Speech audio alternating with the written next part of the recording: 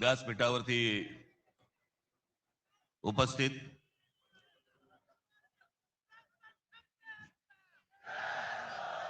शिवसेनेचे पक्षप्रमुख उद्धव ठाकरे,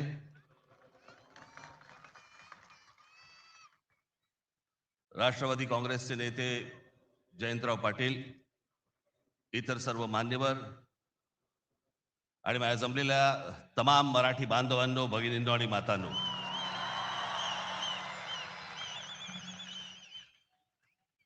खर तर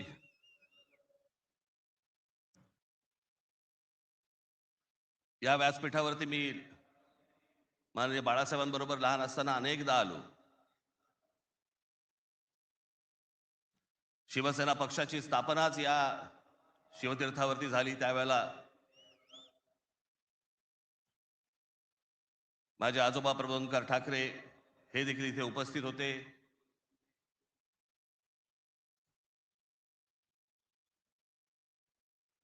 माझे वडील श्रीकांत ठाकरे हे देखील उपस्थित होते.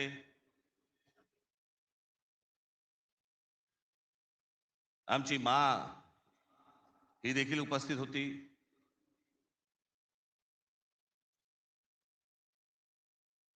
खरं आज या क्षणाला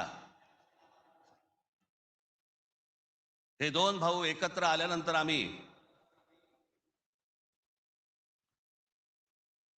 आज माझे आजोबा प्रबोधनकार ठाकरे, माननीय बाळासाहेब ठाकरे, माझे वडील श्रीकांत ठाकरे आणि आमच्या माँ आज खरं तर इथे हजर असायला पाहिजे होत्या. हे सगळं चित्र पुन्हा एकदा मराठी बांधवांसाठी, मराठी माणसांसाठी, मुंबईसाठी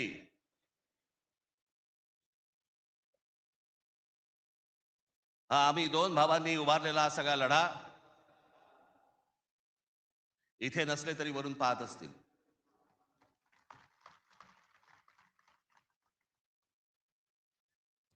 आज बऱ्याच गोष्टी मी आपल्यासाठी जरा थोडंसं घेऊन आलोय.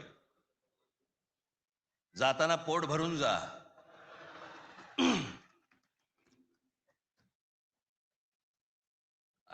अनेक सामाजिक संस्था आहेत, मराठीवरती काम करणारे आहेत, अनेक लोक आहेत, ज्या लोकांनी अनेक दिवस आवाज उठवला या सगळ्या विषयात.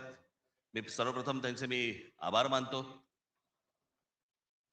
दीपक पवार आहेत, त्यांच्याबरोबरचे अनेक सहकारी आहेत, त्यांचे आभार मानतो. अनेक टेलिव्हिजन चॅनलचे आणि वर्तमानपत्रांचे संपादक आहेत, पत्रकार आहेत, त्यांनी गेले काही दिवस जी आम्हाला साथ दिली त्याबद्दल त्यांचेही मी मनापासून आभार मानतो.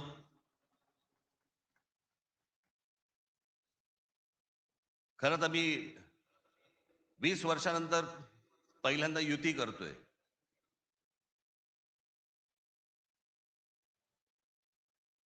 आणि त्याच्यामुळे अनेक या युतीच्या सगळ्या अख्ख्या प्रोसेसमध्ये अनेक लोकांना तिकीटं दिली गेली, अनेक लोकांना तिकीटं नाही देता आली, अनेक जण नाराज झाले, जे जवळचे होते, सहकारी होते. काही जणांना वाटलं दुसऱ्या पक्षात जावं, काही नाराज झाले, काही रागावले, काही काही काही गोष्टी झाल्या, होतात. त्याला काय, आमच्या पण हातात काही गोष्टी नसतात. पण त्यांना दुखवणं हा काही आमचा हेतू नव्हता. पण तरी मी त्या सर्वांची, जर दुःखी झाले असतील, नाराज झाले असतील, त्या सर्वांची मी दिलगिरी व्यक्त करतो.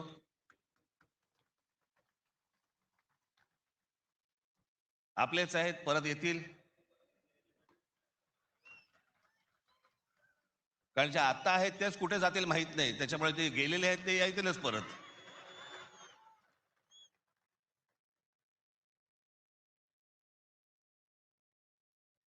त्याच्यामुळे ह्या सगळ्या गोष्टींमध्ये मी त्यांना समजू शकतो. मुळात मी आणि उद्धव आम्ही दोघे जण एकत्र येण्याचं सगळ्यात महत्वाचं कारण म्हणजे या मुंबईवरती आलेलं संकट. मी गेले अनेक वर्ष या सगळ्या विषयांमध्ये बोलत आलो. गेले अनेक वर्ष मी माझ्या भाषणांमधनं हे सगळे मुद्दे मांडत आलो की कशा प्रकारचा डाव रचला जातोय. आणि मग मध्यंतरी या राज्य सरकारने हिंदी सक्तीचा विषय आणला.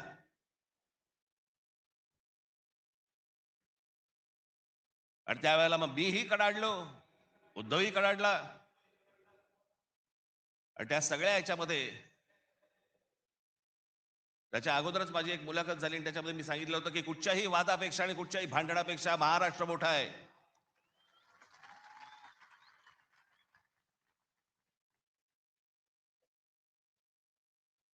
आणि मग तिकडनं ह्या सगळ्या गोष्टींची सुरुवात झाली. पण ते हिंदी सक्तीचा जो विषय होता तो फक्त तुम्हाला चाचपडून बघण्याचा होता. तुम्ही जागे आहात का? मराठी माणूस महाराष्ट्रामधला मुंबईमधला जिवंत आहे का? हे फक्त चाचपड नव्हतं तुम्हाला.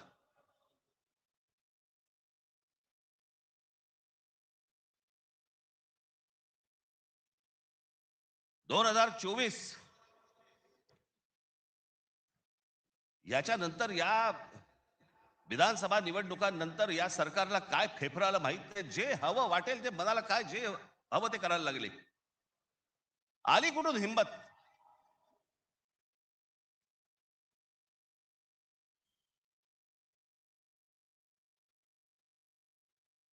कोणाला विचारायचं नाही, काही जनता बिनता लोक बिक काही नावाची काही गोष्टच नाही. बस आम्हाला वाटलं म्हणून आम्ही केलं. हे कोण आहेत लोक? कोण आहे महाराष्ट्रातील जनता? पैसे फेकले की आम्ही विकत घेऊ. आला कुठून आत्मविश्वास?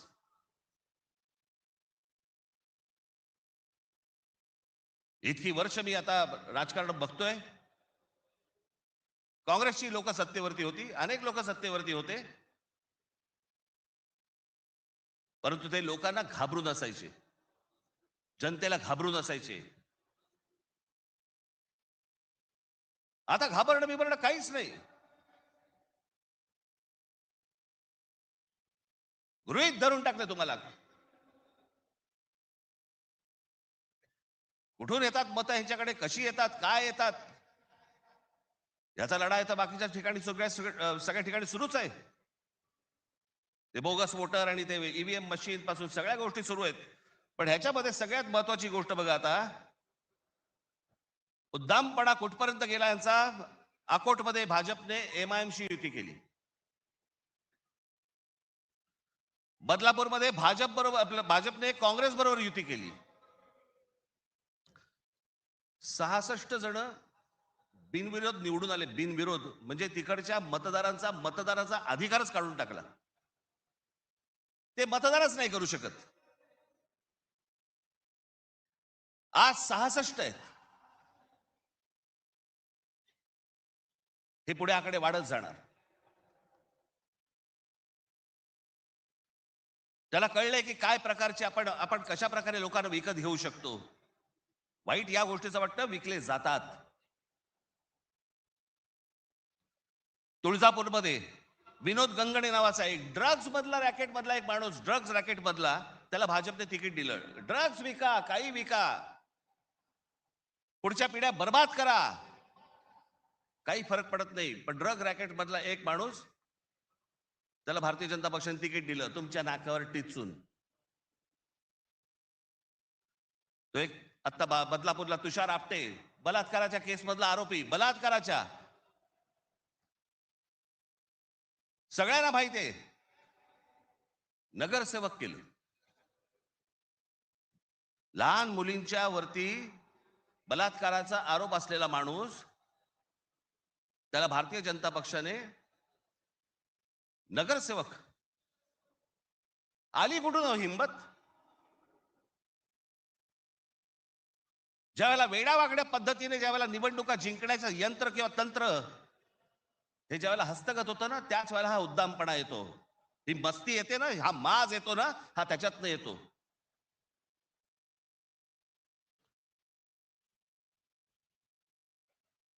अख्खी मुंबई विकायला काढली, अख्खा महाराष्ट्र विकायला काढला, अख्खा देश विकायला काढला.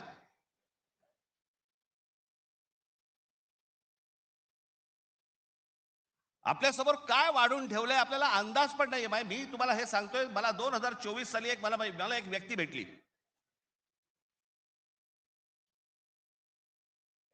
लोकसभेच्या निवडणुका झाल्यानंतरची गोष्ट सांगतोय. आणि त्यांनी मला जी माहिती दिली आणि ती माहिती दिल्यानंतर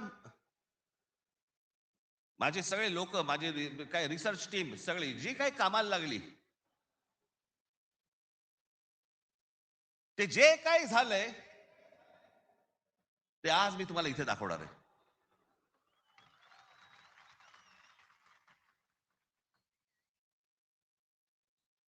आणि मला असं वाटतं की मी आज जे दाखवणार आहे याच्यानंतर जर समजा आपल्याला भीती नाही वाटली तर मला असं वाटतं या देशात निवडणुका न लढवलेल्याच बऱ्या.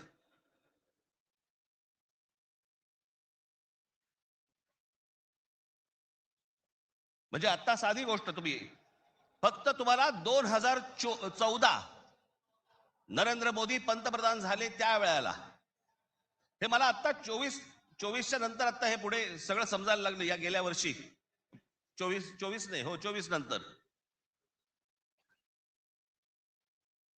साधारणपणे विधानसभा निवडणुकांच्या आसपास मला या सगळ्या गोष्टी आमच्या रिसर्च टीम मध्ये यायला लागल्यावरती मला धक्का बसायला लागला. कारण आपण असे बघतच नाही कधी, आपण डोळे झाक करत बसतो आणि नक्की काय खणलं जात आहे आपल्या खालून आणि आपल्याला माहितीच नाही. याचं कारण अनेक हिंदी इंग्रजी टेलिव्हिजन चॅनल सगळं सगळं ब्लॉक करून टाकलंय. कोणी काय तुम्हाला दाखवणार पण नाही. दाखवलं की वर्ण फोन येतो, वर्ण दट्ट्या येतो, जाहिराती बंद करून टाकू. मी आता फक्त एक पहिला मॅप मी तुम्हाला भारताचा दाखवतो, 2014चा. दाखवा रे.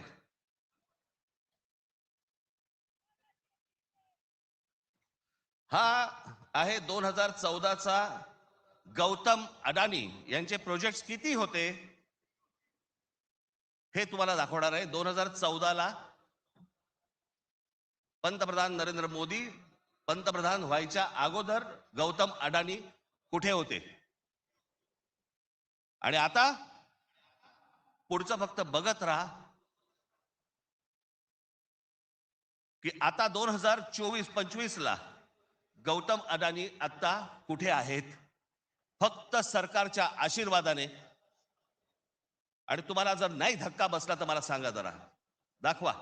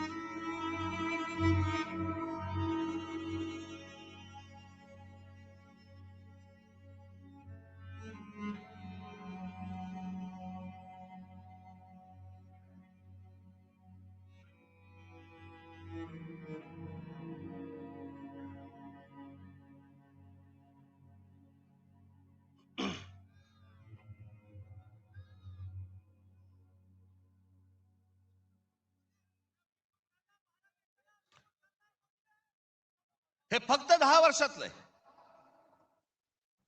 जगामध्ये असा एकही माणूस नसेल जो 10 वर्षामध्ये इतका श्रीमंत झाला.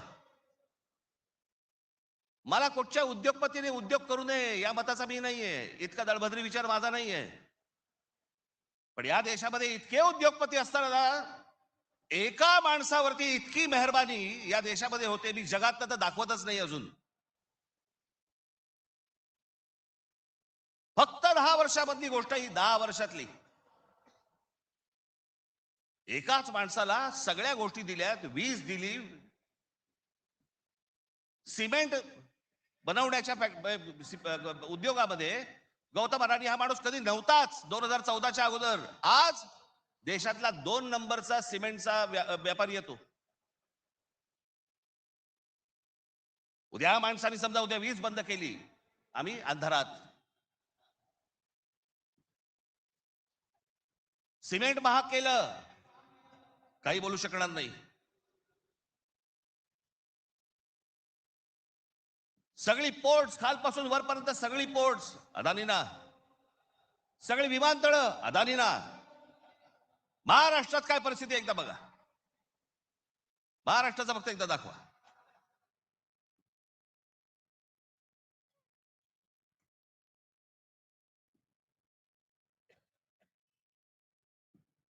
महाराष्ट्रामध्ये फक्त एका ठिकाणी 2014ला फक्त गौतम अडाणी एका ठिकाणी आहेत उद्योग. 2025ला बघा.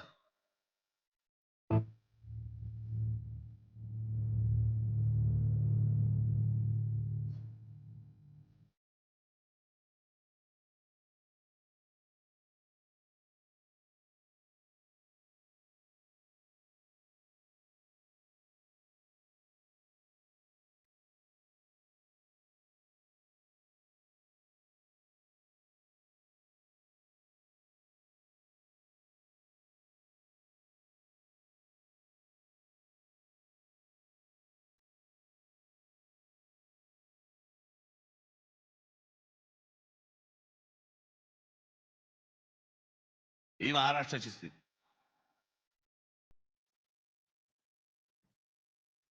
आणि मी जे सतत सांगतो ना, हा जो MMR region Mumbai,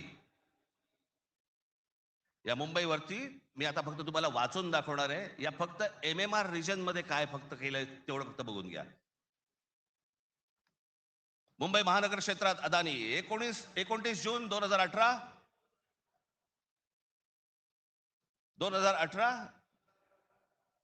Reliance infrastructure company ताब्यात मुंबई वीज पुरवठा क्षेत्रात प्रवेश. एप्रिल 2021 नवी मुंबई विमानतळाच्या कामाला सुरुवात. 2021 मुंबई आंतरराष्ट्रीय विमानतळ ताब्यात. अंधेरी पश्चिम येथील RTOची जमीन अदानी यांना 5,000 कोटींना. ऐरोली इथे डेटा सेंटरसाठी 92 एकर जमीन 1,500 कोटींमध्ये. धारावी पुनर्विकास प्रकल्प अदानीना. महाराष्ट्रात स्मार्ट वीज मीटर बसवण्यासाठी 13,888 कोटींचं कंत्राट. भांडूप कल्याण इथे मीटर्स बसवली जाणार. मुंबई आणि नवी मुंबईत हायर स्केल डेटा सेंटर सुरू करण्यासाठी महाराष्ट्र सरकारशी 50,000 कोटींचा सामंजस्य करार. मेट्रो मोनोरेल यांना अदानींचा वीज पुरवठा. सांताक्रूज आणि विलेपार्ले परिसरात केंद्र सरकारच्या विमानतळ संरक्षण दलाच्या जागांवरती 80,000 झोपडपट्ट्यांचा विकास अदानी करणार. पनवेलमध्ये टॉवर्स सेमी कंडक्टर कंपनी आणि अदानी समूह यांच्या प्रकल्पाला महाराष्ट्र सरकारची मान्यता. $10 अब्ज गुंतवणुकीचा अंदाज. धारावी पुनर्विकास प्रकल्पासाठी देवनारमध्ये 124 एकर जमीन. मुंबई उपनगरातील वाढत्या वीज मागणी पुरवठ्यासाठी वसई खाडीजवळ 209 कांदळवने तोडण्यास मुंबई हायकोर्टाची परवानगी. गौतम अदानी यांची तारापूर अणुऊर्जा प्रकल्पाला भेट. पुढच्या 10 महिन्यात खासगी कंपन्यांना अणुऊर्जा क्षेत्रात देण्याची परवानगी देणारे विधेयक संसदेत मंजूर. रायगड जिल्ह्यातील आंबा नदीकाठी असलेल्या जेट्टी प्रकल्पासाठी 192 कोटीची गुंतवणूक. पनवेलमध्ये 1000 एकर्स मध्ये 10,000 कोटींचा रहिवासी प्रकल्प. मुंबईला वीज पुरवठा करण्यासाठी 1660 कोटींचं काम. धारावी पुनर्विकास प्रकल्प बांधणीसाठी मुलुंड येथे 58 एकर जमीन आणि 319 कोटी मिळाले. धारावी पुनर्विकास प्रकल्प बाधितांसाठी कुर्ला मदर डेअरीची 20 एकर जमीन 57 कोटी मिळाली. 124 एकरचा आणि 36,000 कोटींचा गोरेगाव पश्चिम येथील मोतीलाल नगर पुनर्विकास प्रकल्प अदानींना मिळाला. MIDCने तळोजा येथे 400 एकर नंतर आणखी 159 एकर जमीन दिली. बांद्रा रेक्लेमेशन पुनर्विकास प्रकल्प 24 एकर 30,000 कोटींमध्ये मिळाला. पालघर डहाणू येथे अदानी वीज प्रकल्प. अदानी नवी मुंबईत सेमीकंडक्टर प्रकल्प सुरू करणार. वसई येथील तुंगारेश्वर अभयारण्यातील जमीन अदानी इलेक्ट्रिसिटीला. टिटवाळा मोहने आंबिवली शहरात येथील अदानी सिमेंट फॅक्टऱ्या. वाढवण येथे बंदर उभारण्यासाठी अदानी समूह उत्सुक. महाराष्ट्र सरकारशी सामंजस्य करार. वाढवण येथे विमानतळ उभारण्यासाठी अदानी समूह उत्सुक.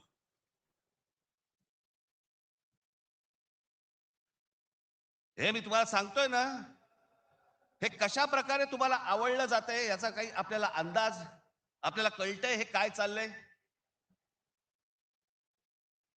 आता हा सगळा वाढवणला आता बंदर येतंय म्हणून मी म्हटलं बंदर येत असेल चांगली गोष्ट आहे. महाराष्ट्रात बाजूला विमानतळ कशासाठी तर म्हणे मुंबई विमानतळावरचा सगळा कार्गो तिकडे नेणार. आणि नवी मुंबई विमानतळ जे बांधलंय इथून इंटरनॅशनल आणि डोमेस्टिक या आपल्याकडच्या इकडच्या विमानतळावरनं छत्रपती शिवाजी महाराज आंतरराष्ट्रीय विमानतळावरनं डोमेस्टिक आणि इंटरनॅशनल नवी मुंबईला नेणार. ही प्रोसेस हळूहळू सुरू झालेली आहे. आणि पुढे हा संपूर्ण विमानतळ विकायला काढणार. या शिवाजी पार्क मैदान एवढी जवळपास 50 ते 60 शिवाजी पार्क मैदान बसतील एवढा प्लॉट आहे तो.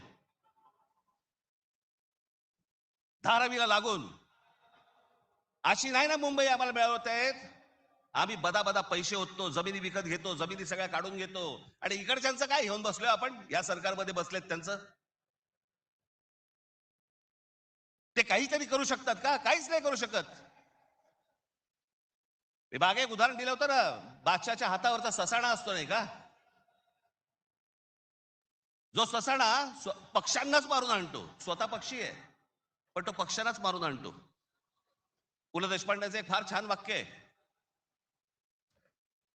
की स्वकीयांचा घात करणारी औलाद ही काय फक्त पक्षांमध्ये नसते. मला तर आता कळलंय राजकीय पक्षांमध्ये आली आहे.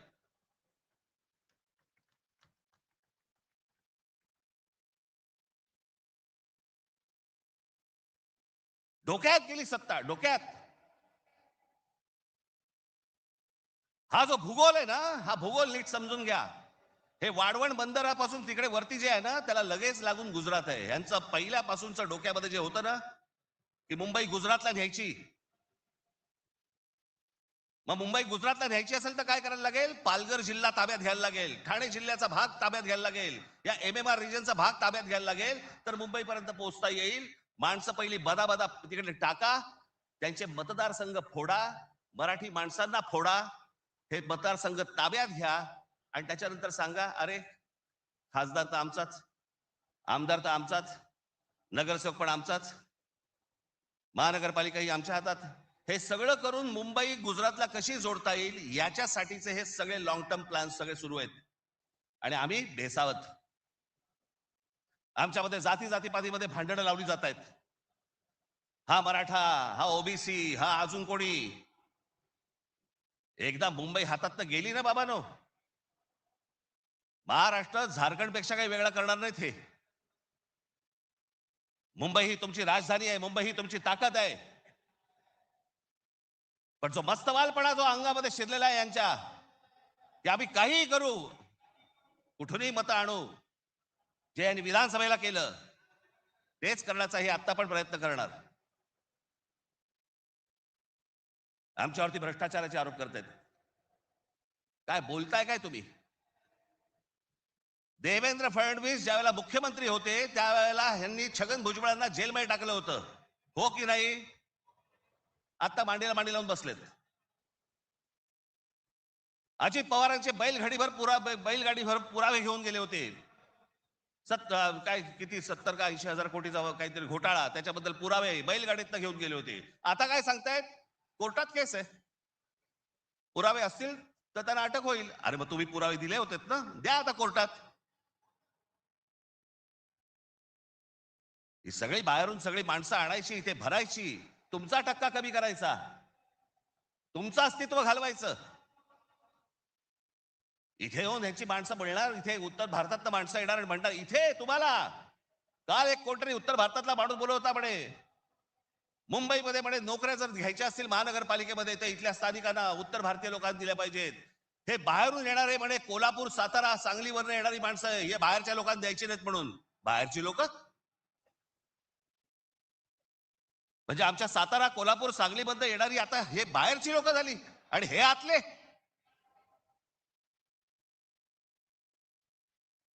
कृपाशंकर सिंग सारखा माणूस यांचा नेता भारतीय जनता पक्षाचा, तो म्हणतो काय उत्तर भारतीय महापौर करू, महापौर करू. यांची हिंमत कशी होती हो बोलायची? आपण जाऊन बोलू शकतो का तिकडे?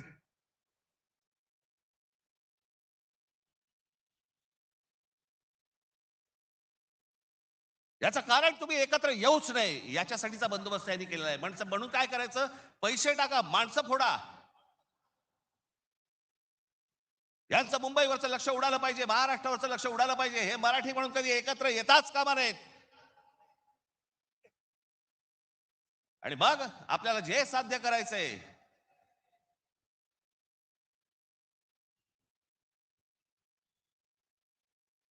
जी जी लोक येत आहेत ती लोक तुमच्यावरती उड्या मारतायत, वाटेल ते बोलतायत तुम्हाला. मुंबईमध्ये, महाराष्ट्रामध्ये तुम्हाला घरं नाकारली जात आहेत. काल परवाकडे कोणतरी एक तामिळनाडू मधनं रसमलाई आली होती.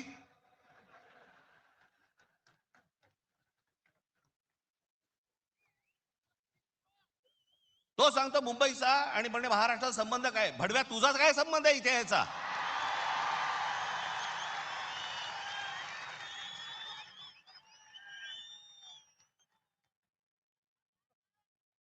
यांच्यासाठीच माननीय बाळासाहेब बोलले होते, हटाव लुंगी आणि बजाव पुंगी. अनेक दाक्षिणात्य इथे राहत आहेत, अनेक जैन मारवाडी इथे राहत आहेत, आनंदाने राहत आहेत. पण कसं भडकवलं जाते बघा तुम्हाला कबुतरांच्या नावाने. कबूतर राहिली बाजूला, पण हे सत्ताधारी जे फडफडत आहेत ना, हा त्यांचा प्रश्न आहे. काल परवाची गोष्ट, इथे मुंबईमध्ये जैन मराठी वादावरती पडदा टाकण्यासाठी म्हणून एक बैठक झाली. ही बातमी फक्त नवाकाळला आली. त्यांच्या कुठे एक जैन मुली निलेश चंद्र आहेत, निलेश चंद्र बघा. ते जैन मुली निलेश चंद्र काय सांगतायत? तर कबुतरे खाणे आणि मांसावरून मराठी जैन समाजात पेटलेला वाद मिटवण्याची जबाबदारी मुख्यमंत्री देवेंद्र फडणवीस यांनी भाजपा मंत्री मंगल प्रभात लोढा यांना दिली. मात्र मंगल प्रभात लोढा यांनी हा वाद मिटवला नाही, तर ह्या समाजामध्ये जास्तीत जास्त भांडणं कशी लागतील हे पाहिलं. म्हणजे मराठी माणसापासून गुजराती बाजूला करायचे, आता ही लुंगी अंडी इकडनं तामिळ बाजूला करायचे, अजून कोणतरी युपी मधनं बोलवायचा त्याच्यात अजून ते बाजूला करायचे. तुम्हाला या महाराष्ट्रामध्ये, मुंबईमध्ये एकट्यात पाडायचं.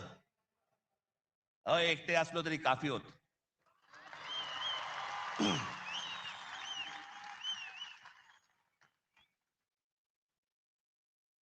नको त्या वादात जाऊ नका. आमच्या त्यांच्या गुजरात मधनं बिहारी लोकांना ज्याला हकलवले त्याच्या बातम्या नाही होत.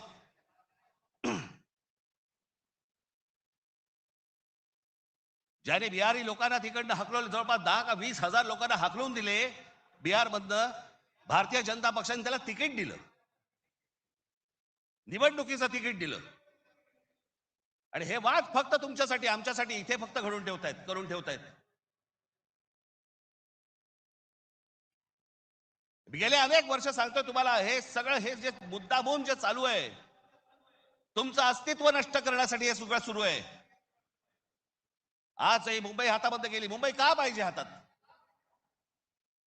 आज केंद्रामध्ये यांची सत्ता, राज्यामध्ये यांची सत्ता, पण उद्या मुंबईमध्ये, ठाण्यामध्ये, कल्याण डोंबिवलीमध्ये, आमच्या MMR रिजन मध्ये उद्या ह्यांना जर काही करायचं असेल, महानगरपालिकेची परवानगी लागेल आणि महानगरपालिका जर आपल्या हातात असतील, हे जमिनी विकून देऊ शकत नाहीत, हे अदानीला जमीन देऊ शकत नाहीत.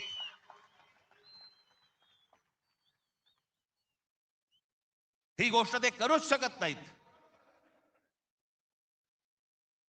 हा धोका काय होता ना बाबांनो, मी फक्त वेळ कमी आहे परंतु मी आपल्याला एक एक धोका हा किती वर्षांपूर्वी आमच्या बाबासाहेब आंबेडकरांनी,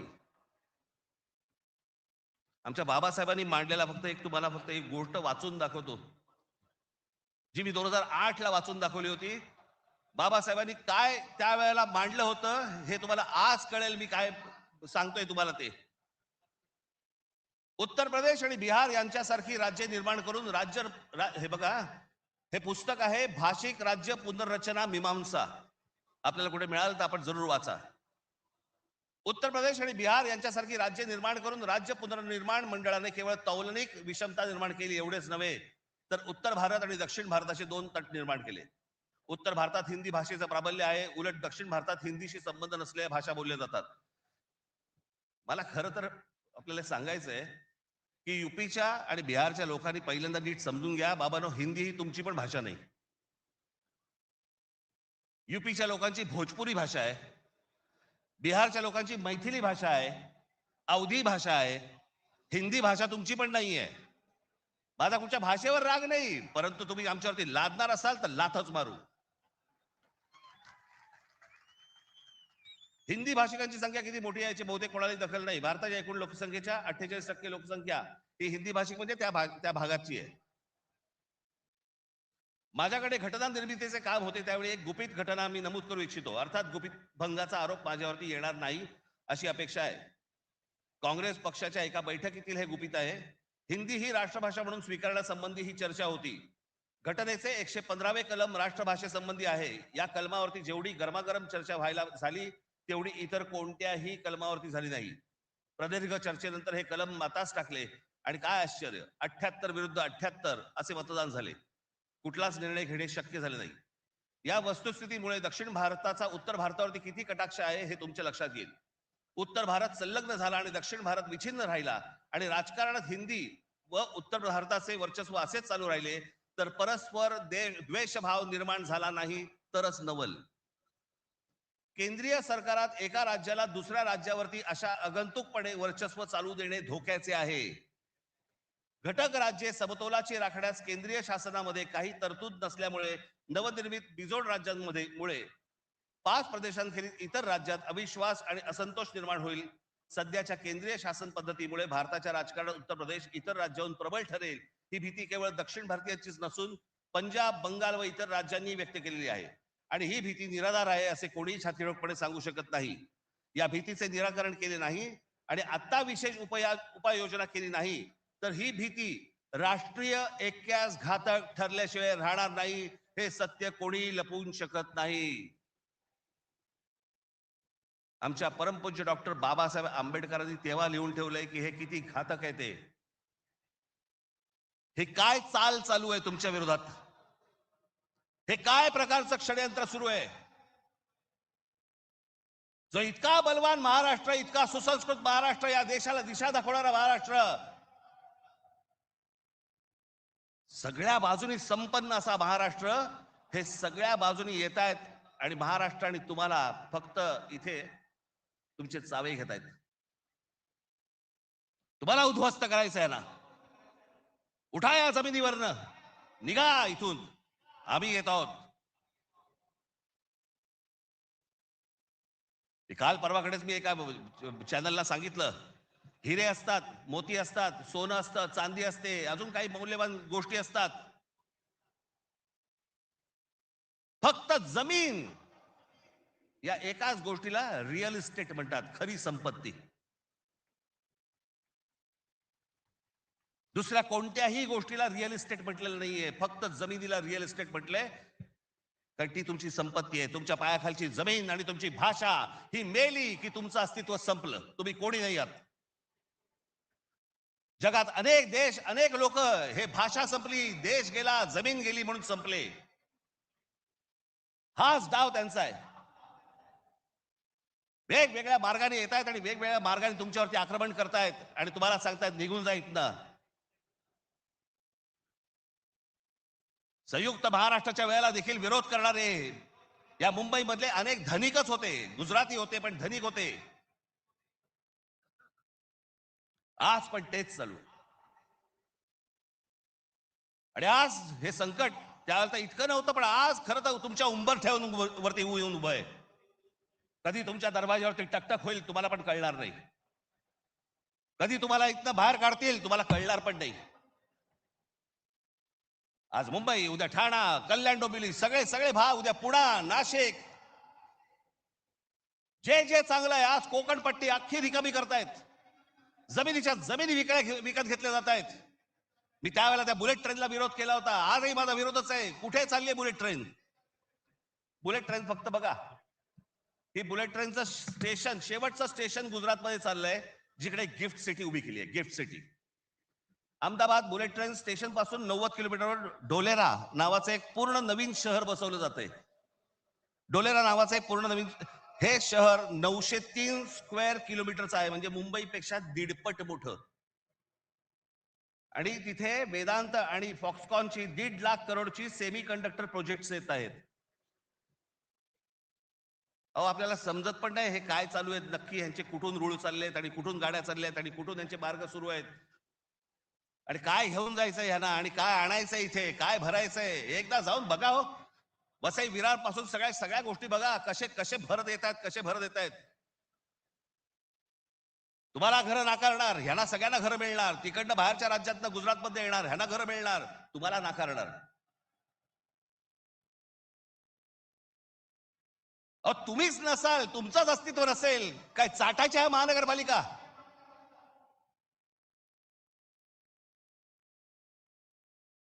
काय उपयोग आहे या गोष्टींचा?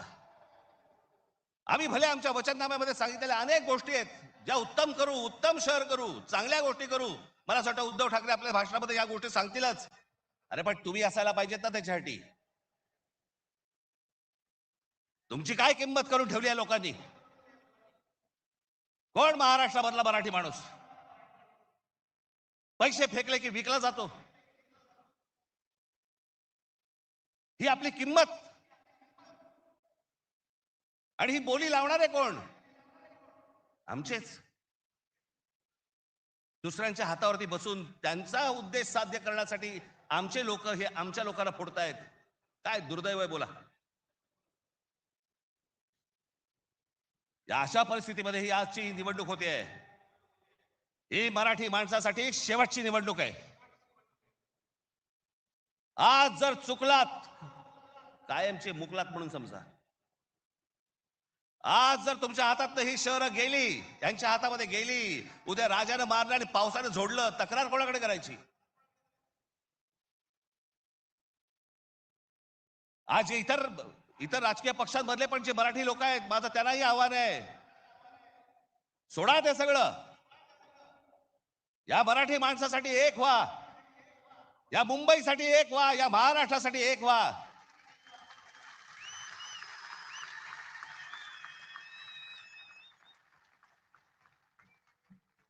या इतक्या वर्षांच्या परंपरेने, इतक्या लोकांच्या तपश्चर्याने ही मुंबई महाराष्ट्राला मिळाली. 107 आमचे हुतात्मे गेले. उद्या मुंबई गेली तर त्या पुतळ्यानंतर काय अर्थ उरतो? आणि पुतळे काय म्हणतील ते? आमचा मराठी माणूस बेसावध राहिला आणि म्हणून आम्ही मिळवलेली मुंबई आम्हाला गमवावी लागली. आज तुमच्या समोर ही सोन्यासारखी संधी आलेली आहे. आम्हाला सत्ता काय, सत्याचं काय करू? सत्तेशिवाय पण आज पण लाथा मारल्यात ना. अनेक अंगावर आले, त्यांना तुडवलेच ना. पण तुम्हाला ह्यांचा मास, या सगळ्या लोकांचा, सत्ताधाऱ्यांचा तुम्हाला उतरवायचा या निवडणुकीमध्ये. कुठेही बेसावध राहू नका. माझी आपल्याला सगळ्यांना एक फक्त सांगणं आहे, हे ईव्हीएम मशीनवरती लक्ष ठेवा. दुबार मतदार सकाळी 6 वाजता मला जेवढे काय बीएलए नेमलेले आहेत सकाळी 6 वाजता तिकडे सेंटरवरती पाहिजेत दोन्ही पक्षांचे. आणि दोन्ही पक्षातले जे सगळे लोक आहेत यांना फक्त मी एकच सांगतोय, बाबांनो आता आपल्यातलं काही वाद नाही, आता खरी लढाई त्यांच्याशी आहे.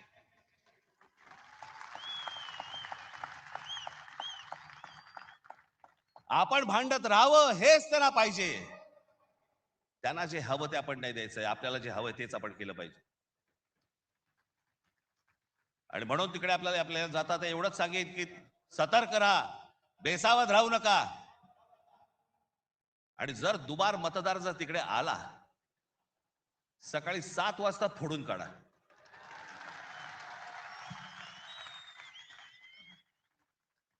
ही मुंबई राहावी, हे महाराष्ट्र राहावं, राज्य राहावं, हे मराठी माणसाच्या हातात राहावं, तुमच्या हक्काचं असावं, तुमचंच आहे ते.